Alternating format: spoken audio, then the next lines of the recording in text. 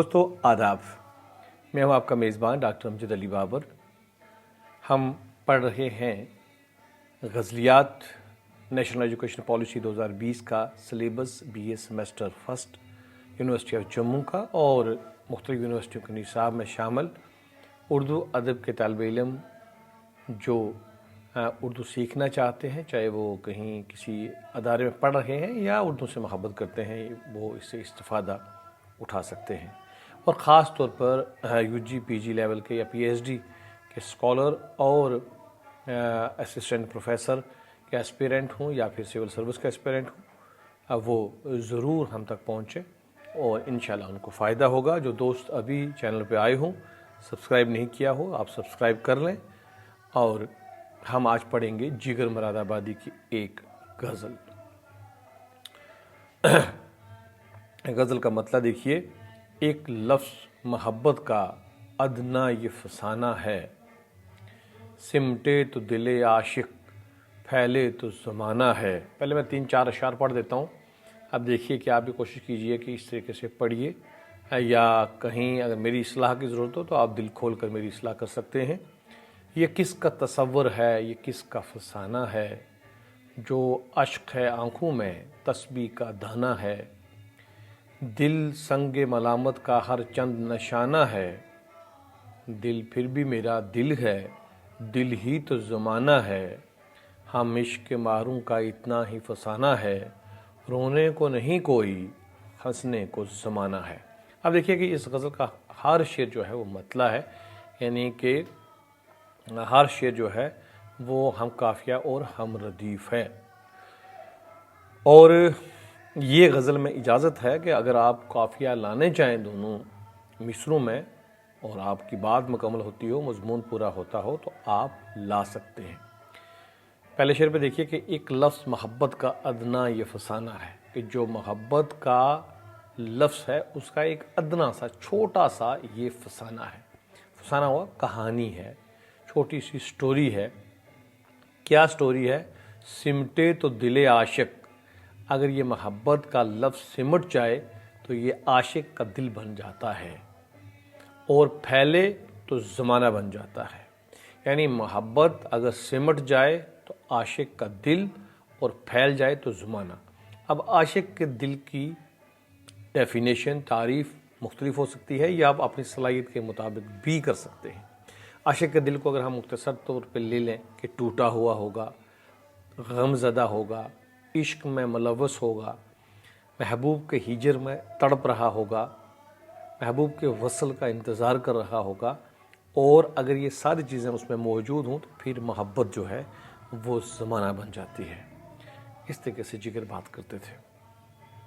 یہ کس کا تصور ہے، یہ کس کا فسانہ ہے؟ مطلب ثانی، جو عشق ہے آنکھوں میں تسبیح کا دانہ ہے، کہ دیکھیے بھائی یہ کس کا تصور ہے، یہ کس کا افسانہ ہے۔ دونوں میں استفہامیہ ہے، سوال کیا ہے، یہ کیسا تصور ہے، یہ کس کا خیال ہے، تصور ہوا کس کا خیال ہے، اور یہ کس کا فسانہ ہے، کس کی کہانی ہے، کہ جو بھی اس تصور میں، اس کہانی میں آنکھوں سے اشک نکل رہا ہے، اشک و آنسو نکل رہا ہے، وہ ایسے ہے جیسے کہ تسبیح کا دانہ ہو۔ اب تسبیح کے دانے کو ہم بڑا معتبر سمجھتے ہیں، گن گن کے ہم تسبیح پڑھتے ہیں، اور تسبیح کو بڑے اہتمام سے پڑھتے ہیں، باوضو ہو کے پڑھتے ہیں، اور بڑے احترام سے اور عقیدت سے پڑھتے ہیں۔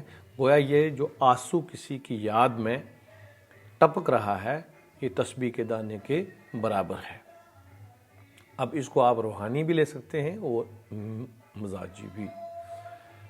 اگلا دیکھیے کہ دل سنگ ملامت کا ہر چند نشانہ ہے، پھر بھی میرا دل ہے، دل ہی تو زمانہ ہے۔ اب دیکھیے اس میں بہت سے قوافی جو ہیں رپیٹ کیے گئے ہیں، دہرائے گئے ہیں اشعار میں، لیکن پھر بھی نیا معنی دیتے ہیں۔ حالانکہ اس میں استاد شعرا منع کرتے ہیں کہ آپ ایک قافیے کو بار بار نہ لائیں، لیکن جگر مراد آبادی بھی ایک استاد تھے اور انہوں نے یہ کر کے دکھایا ہے کہ ایک ہی قافیوں کو لا کر اس میں سے نئے معنی نکالے ہیں۔ کہ دل سنگ ملامت کا ہر چند نشانہ ہے، کہ دل جو ہے یہ ملامت، پتھر، جو ملامت یعنی اس کے اوپر جو الزام ہے، وہ ہر وقت اس کا نشانہ دل جو ہے بنتا ہے، دل کے اوپر الزامات لگائے جاتے ہیں اور اس کا نشانہ بنایا جاتا ہے، الزام کے پتھر اس پر پھینکے جاتے ہیں، لیکن دوسرے مصرے میں کہتے ہیں دل پھر بھی میرا دل ہے، دل ہی تو زمانہ ہے، لیکن دل کے اوپر چاہے ملامت بھی لگائی جائے تو دل پھر بھی اپنا ہی دل ہوتا ہے، دل ہی زمانہ ہوتا ہے۔ ایکچولی حقیقت میں کیا ہے کہ دل ہے تو ساری یہ خواہشات ہیں، دل ہیں تو زمانے کے سواد ہیں، دل ہے تو انسان کی چاہت ہے، دل ہی سے تو انسان کو کوئی چیز بری لگتی ہے یا دل ہی سے کوئی چیز انسان کو اچھی لگتی ہے۔ ہم عشق کے ماروں کا اتنا ہی فسانہ ہے، رونے کو نہیں کوئی ہنسنے کو زمانہ ہے۔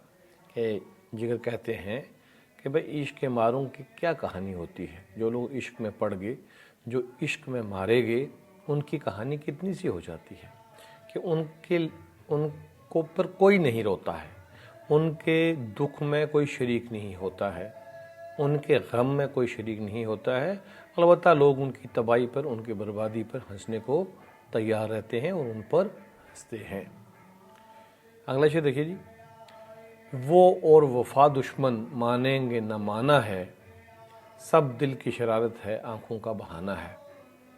وہ اور وفا دشمن مانیں گے نہ مانا ہے، وہ یعنی اشارہ ہے واحد غائب کی طرف کہ وہ وفا کا دشمن ہو، یہ بات ہم نہیں مان سکتے کہ ہمارا محبوب جسے ہم چاہتے ہیں اور لوگ کہتے ہیں کہ وہ وفا کا دشمن ہے، ایسا نہیں ہے، سب دل کی شرارت ہے، یہ ہمارا دل شرارت کرتا ہے کہ وہ وفا پرست نہیں ہے، اور ہماری آنکھوں میں یہی بہانہ ہے کہ وہ ایسا نہیں ہے، لیکن حقیقت میں وہ وفا کا دشمن نہیں ہو سکتا۔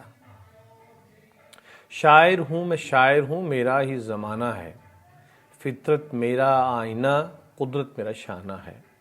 کہ میں شاعر ہوں، اب دیکھیے شاعر کا تکرار کیسے آئی ہے، شاعر ہوں میں شاعر ہوں، دو بار شاعر کہ میں شاعر ہوں تو زمانہ بھی شاعر کا ہوتا ہے، کیونکہ بڑے بڑے جو استاد شعراء گزرے ہیں جن میں جگر کو ہم کہہ سکتے ہیں کہ زمانہ ان کے ارد گرد گھومتا ہے، کیونکہ وہ زمانے کا پورا عکس اپنے تخیل میں، اپنے ادب میں سمیٹ لیتے ہیں۔ فطرت میرا آئینہ ہے کہ میں اپنے آپ کو فطرت میں دیکھ رہا ہوں، قدرت میں دیکھ رہا ہوں، اور یہ جو قدرت ہے یہ میرا شانہ ہے، میں اسی کے کاندھے پر کھڑا ہوں، میں اسی کی طرف دیکھ سکتا ہوں۔ اب ہم ریختہ سے پڑھ رہے ہیں، اگر میں آپ کو یہ بھی بتاؤں کہ اگر آپ کو لفظ نہیں آتا تو آپ اس طریقے سے اس کو لفظ پہ کلک کریں گے، آپ کو یہ معنی آ جائیں گے کہ شان و شوکت کہہ سکتے ہیں، ہم باشعور کہہ سکتے ہیں، اور کندھا کہہ سکتے ہیں کہ وہ ہمارا جو ہم نے کندھا ہی اس میں استعمال کیا ہے۔ جو ان پہ گزرتی ہے کس نے اسے جانا ہے، اپنی ہی مصیبت ہے اپنا ہی فسانہ ہے۔ کہ جو ان پہ گزر جائے، یعنی جو کسی پہ گزر جائے اس کو کوئی نہیں جانتا، جو دکھ درد کسی پہ گزر جائے اس کو کوئی دوسرا محسوس نہیں کر سکتا، یہ کیفیت تو وہی محسوس کرتا ہے جس پر بیتتی ہے۔ اپنی ہی مصیبت ہے اپنا ہی فسانہ ہے، گویا اپنی مصیبت ہی انسان کو پتہ ہوتی ہے کہ اس کا کیا معیار ہے، یا وہ کتنی سخت ہے، کتنی شدت والی ہے، اور وہ کہانی سے بھی انسان خود ہی واقف ہوتا ہے، لوگ اصل بات تک نہیں پہنچتے ہیں۔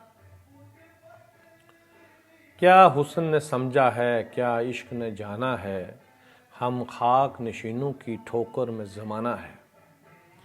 کہتا ہے اب حسن اور عشق جو ہیں یہ دو لازم و ملزوم چیز ہیں، کیونکہ حسن پہ ہی عشق فدا ہو جاتا ہے۔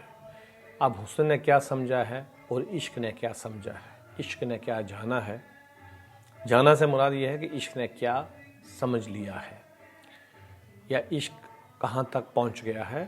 ہم خاک نشینوں، جو ہم خاک نشین ہیں، خاک چھاننے والے ہیں، ٹھوکر میں، ہمارے مقدر میں ہی، ہمارے زمانے میں ہی صرف ہمارے مقدر میں ٹھوکر لکھی ہے، ٹھوکر میں زمانہ ہے کہ ہماری جو خاک نشین ہیں، خاک نشینوں کی ٹھوکر میں زمانہ ہے کہ ہم تو خاک نشین ہیں، ہمیں ہر طرف سے ٹھوکریں ہیں، زمانے بھر میں یہ دکھ درد سارے ہمارے لیے ہی ہیں۔ آغاز محبت ہے آنا ہے نہ جانا ہے، اشکوں کی حکومت ہے آہوں کا زمانہ ہے۔ اب دیکھیے کتنا نازک سا شعر ہے کہ محبت کے آغاز میں آنا جانا تو نہیں ہوتا، صرف آنکھوں سے باتیں ہوتی ہیں، دل سے بات کرتا ہے کہ کہ ابھی آغاز محبت ہے، ابھی ہمارا آنا جانا نہیں ہوا ہے۔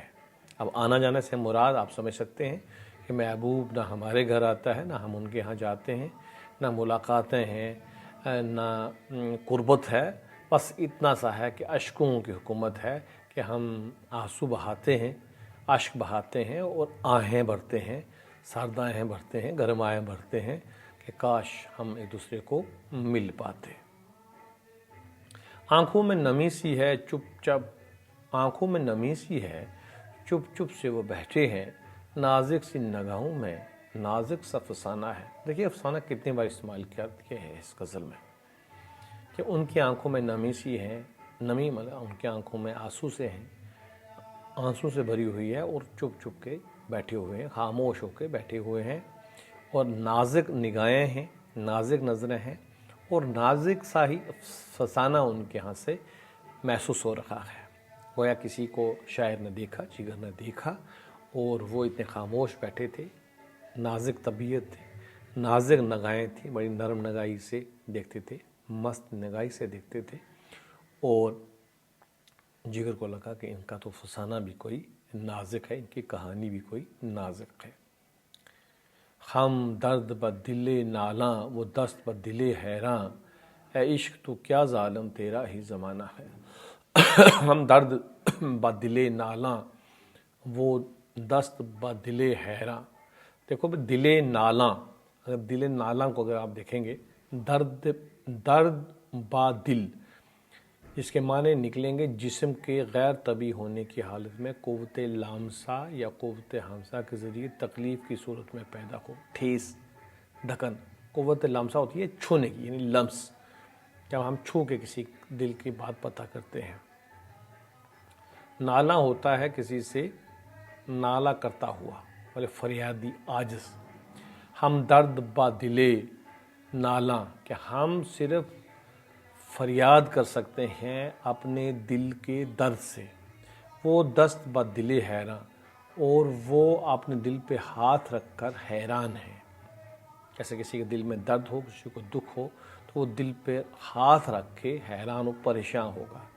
اے عشق تو کیا ظالم تیرا ہی زمانہ ہے، عشق تو ایسا ظالم ہے کہ تو نے سب کو اپنی لپیٹ میں لے لیا ہے اور یہ زمانہ تیرا ہے۔ اب یہاں عشق کے حوالے سے بات ہوئی ہے، اگر آپ باقی اشعار میں بھی دیکھیں گے تو عشق، فسانہ، زمانہ، ان اشعار میں یہ باتیں رہی ہیں۔ تو غزل مسلسل ہم جانتے ہیں کہ ایسی ہی ہوتی ہے جس میں ایک ہی طرح کے موضوع پر بات ہوتی ہے۔ یا وہ تھے خفا ہم سے، یا ہم ہیں خفا ان سے، کل ان کا زمانہ تھا آج اپنا زمانہ ہے۔ بہت اچھا شعر ہے کہ یا تو وہ ہم سے خفا تھے، اب وہ یہاں پر کلیدی ہے کہ کون وہ۔ اب وہ کو تاجدار بھی ہو سکتے ہیں، وہ اقتدار کے لوگ بھی ہو سکتے ہیں، کہ کل وہ ہم سے خفا تھے آج ہم ان سے خفا ہیں، کل وہ ہم سے ناراض تھے آج ہم ان سے ناراض ہیں، اور کل ان کا زمانہ تھا کیونکہ وہ طاقت میں تھے اور ہم سے ناراض رہتے تھے، ہمیں پوچھتے نہیں تھے، ہماری آؤ بھگت نہیں کرتے تھے، ہمارا خیال نہیں رکھتے تھے، آج اپنا زمانہ ہے اور اب ہمارا زمانہ ہے۔ اس کو آفاقی طور پر بھی آپ دیکھ سکتے ہیں کہ یہ ایک سلسلہ ہے، یہ انسان کے نشیب و فراز ہمیشہ ہوتے ہیں، کوئی آج امیر ہے، کوئی عیش میں ہے، خوش ہے، تو کل وہ نہیں ہوگا، اور جو آج پریشان ہے، دکھی ہے، تو کل وہ بہتر حالت میں ہوگا۔ یعنی کبھی سایہ، کبھی دھوپ، یہ کھیل، اور کبھی سردی، کبھی گرمی، یہ تو ایسا رہنا ہی ہے، یہ ایک فطرت ہے۔ اے عشق جنوں پیشہ، ہاں عشق جنوں پیشہ، آج ایک ستم گھر کو ہنس ہنس کے رلانا ہے۔ اے عشق جنوں پیشہ، اے دیوانگی کے پیشہ کرنے والے عشق، اے دیوانگی کے پیشہ کرنے والے عشق۔ اب عشق میں انسان دیوانگی میں چلا جاتا ہے، جنوں میں آ جاتا ہے، اور جنوں میں آنے کے بعد انسان کو کچھ ہوش نہیں رہتا ہے، وہ پتھر مارتا ہے، اس کو اپنی سدھ بدھ نہیں رہتی ہے، اپنا دھیان نہیں رہتا ہے۔ اور دوسرے مصرے میں کہتے ہیں کہ آج ایک ستم گھر کو ہنس ہنس کے رلانا ہے، کہ اے عشق والے، آج کسی ستم گھر کو، جو ستم گھر ہے، جو ستم کرنے والا ہے، اس کو ہم نے اتنا ہنسنا ہے ہمیں اس پر کہ یہاں محبوب کے لیے کہا ہے، اگر ہم دیکھیں ستم گر کو پھر ہم نے اتنا ہنسنا ہے کہ تو نے ہم پر بہت ستم ڈھا لیے، ہم نے عشق کیا، ہم دیوانگی کی حالت میں چلے گئے، لیکن تو ہم پہ ستم کرتا رکھا۔ اب ہم اتنا ہنسیں اس پر کہ وہ ہماری ہنسی پر رونا شروع ہو جائے، رونا لگ جائے یا ہم سے خفا ہو جائے، یہ کر کے ہم نے آج دکھانا ہے۔ اب دیکھیے کہ اس شعر میں ایک جنونیت کی کیا کیفیت ہے کہ بھائی ٹھیک ہے، اس نے ہمیں تنگ کر لیا، تو آج ہم دیکھیں گے کہ وہ کیا کر کے بات کرتا ہے۔ آج ہم اتنا ہنسیں گے اس پر کہ وہ رونے لگ جائے گا۔ تھوڑی سی اجازت پی اے بزم غے ہستی، آج نکلے ہیں دھم بھر کو رونا ہے رلانا ہے۔ اس شعر کو ہم سکپ کرتے ہیں، کوئی خاص بڑے معنی نہیں ہے۔ یہ عشق جو شعر ہے اگلا دیکھیے، یہ عشق نہیں آساں اتنا ہی سمجھ لیجئے، ایک آگ کا دریا ہے اور ڈوب کے جانا ہے۔ اس اشعار کے حوالے سے کافی غلط فہمی رہتی ہے اور بہت سے ہمارے احباب جانے پہچانے علم والے لوگ اس کو غالب کے ساتھ جوڑتے ہیں، لیکن یہ آپ ذہن نشین کر لیں کہ یہ جگر کا شعر ہے۔ یہ عشق نہیں آساں اتنا ہی سمجھ لیجئے، ایک آگ کا دریا ہے اور ڈوب کے جانا ہے۔ بہت معنی ہیں شعر میں، گہرے مفہوم میں، دو طریقے سے اگر اس کو پڑھیں گے دو معنی دیتا ہے۔ یہ عشق نہیں آساں، اتنی بات تو صاف ظاہر ہے، آپ کو سمجھ آئی ہوگی کہ جگر کہتے ہیں کہ یہ عشق آسان نہیں ہے، لیکن پھر بھی آپ اتنا سمجھ لیں۔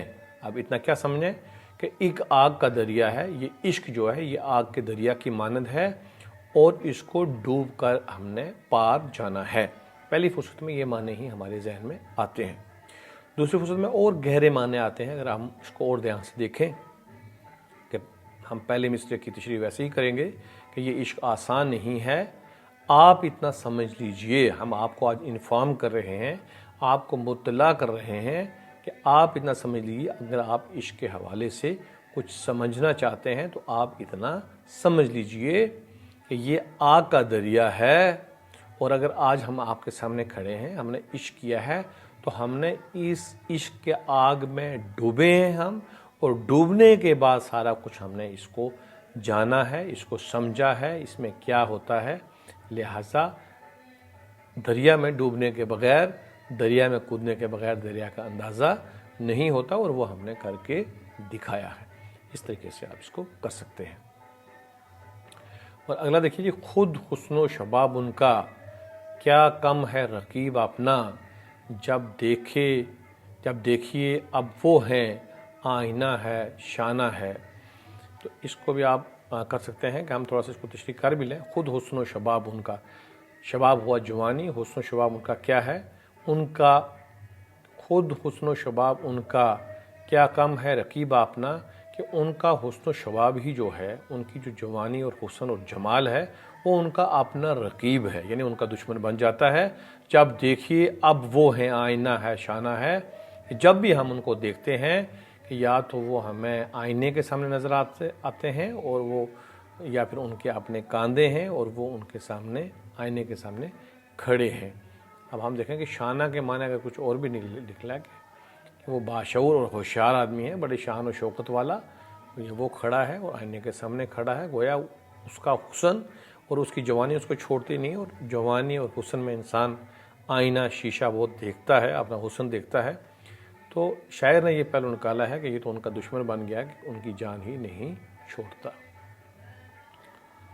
تصویر کے دو رخ ہیں، جاں اور غم جانا، ایک نقش چھپانا ہے، ایک نقش دکھانا ہے۔ کہ ایک تصویر ہے، اس کے دو رخ ہیں۔ کیا دو رخ ہیں؟ دو رخ ہیں، جاں اور غم جانا، ایک اپنی جان ہے اور ایک غم جانا، ایک جانا کا غم، جانا مراد، دوسرے جانا کا مراد کہ اپنے محبوب کا غم۔ ایک نقش چھپانا ہے، ایک نقش دکھانا ہے۔ بھائی ایک نقش جو ان میں سے ہے وہ تو ہم نے چھپا کے رکھنا ہے، اور دوسرا نقش دکھانا ہے۔ اب دوسرا نقش کیا ہوگا؟ اپنی جان کو تو سب کو دکھانی ہے کہ ہماری جان کیسی ہے، لیکن غم جانا جو ہے، وہ محبوب کا غم جو ہے، محبوب کے ساتھ جو واردات ہے، وہ ہم نے زمانے سے چھپا کر رکھنی ہے، وہ ہم سب کے سامنے نہیں رکھ سکتے۔ یہ حسن و جمال ان کا، یہ عشق و شباب اپنا، جینے کی تمنا ہے، مرنے کا زمانہ ہے۔ یہ حسن و جمال ان کا، یہ عشق و شباب اپنا، کہ ان کا حسن و جمال کمال کا اور ہمارا عشق اور ہماری جوانی بھی کمال کی، یا ہماری جوانی جینے کی تمنا ہے، مرنے کا زمانہ ہے، کہ ہماری خواہش تو یہ ہے کہ ہم جئیں، ہماری تمنا تو یہ ہے کہ ہم جئیں، لیکن ان کے حسن و جمال پر مرنے کا زمانہ ہے کہ ہم ان کا حسن و جمال دیکھ کر مرنے کا من کرتا ہے، ہم ان پہ اتنے فدا ہو جاتے ہیں۔ مجھ کو اسی دھن میں ہے ہر لحظہ بسر کرنا، اب آئے وہ اب آئے لازم انہیں آنا ہے۔ ہر لحظہ مطلب ہر وقت، ہر لمحے میں نے اسی دھن میں اپنی زندگی کو بسر کرنا ہے، اسی دھن میں اپنی زندگی کو گزارنا ہے۔ اب آئے وہ اب آئے لازم انہیں آنا ہے، یعنی کہ ان کا انتظار کرنا ہے، اور یہ سوچ کے کہ وہ اب آنے والے ہیں۔ تھوڑی دیر اور انتظار کیا، پھر انتظار کیا، اور پھر دل کو یہ سہارا دیا کہ نہیں، انہیں ضرور آنا ہے۔ تو ہم نے اسی طریقے سے پوری زندگی اپنے محبوب کا انتظار کرنا ہے۔ خودداری و محرومی، محرومی و خودداری، اب دل کو خدا رکھے، اب دل کا زمانہ ہے۔ آگے چلتے ہیں۔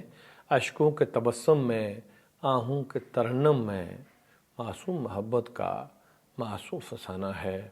اشکوں کے تبسم میں، اشک ہوا آنسو، تبسم مسکراہٹ، کہ اشکوں کے تبسم میں، آہوں کے ترنم میں، کہ جب ہم اشک نکالتے ہیں تو اس میں بھی ایک مسکراہٹ ہے، اور جو ہم